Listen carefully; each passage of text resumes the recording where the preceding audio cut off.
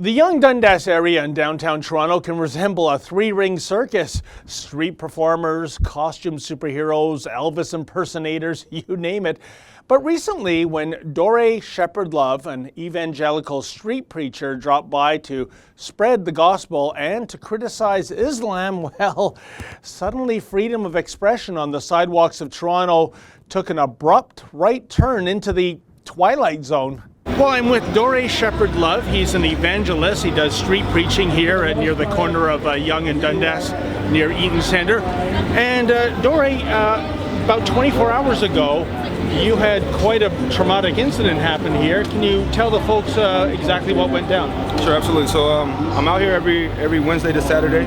I preach the gospel. I teach people about Jesus Christ, which is the gospel.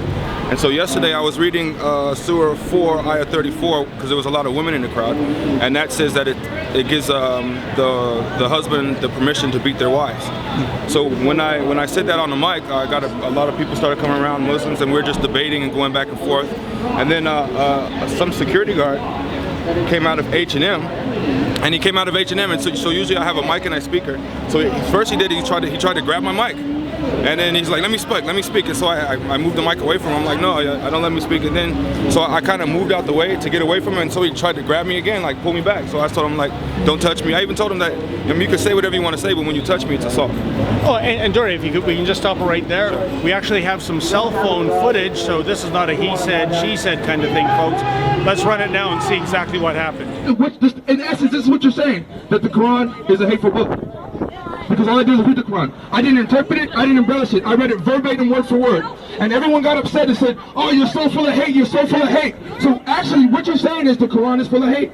But why are you arguing about the Quran? You're here to promote Christianity. Why are you even talking about the Quran? Hold on, let me talk. No, okay, hold on. I don't gotta let you talk. What do you want to say?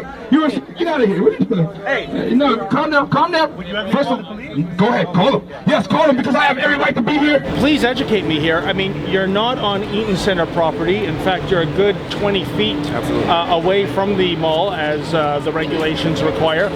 On what authority, or on whose authority, did this security guard come out here and try to shut you down and manhandle your microphone that way?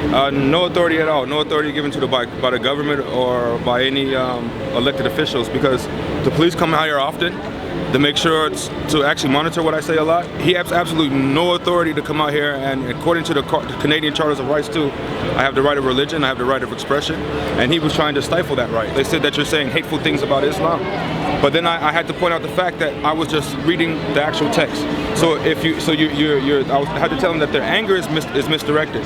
They shouldn't be mad at me, they should be mad at the text. And if I read a text and you believe that text sponsors hate, then by essence you're saying that the Quran sponsors hate, because all I did was read the text. It's a biased view. It's saying that you know, this religion, you can't talk about this religion, but you can talk about other religions, which in essence it's Sharia law. You're saying that don't talk about Muhammad, don't talk about the Quran, but it's okay to talk about Jesus. It's okay to disrespect Christianity, but not Islam, which is biased, and it's a precept, or it's like a foothold to Sharia law. Now, we later reached out to the Eaton Centre to find out what the deal was. I asked the following questions. One, as you've stated, your client is investigating the matter at hand, but has Damien stated why he left the property to assault the street preacher in the first place?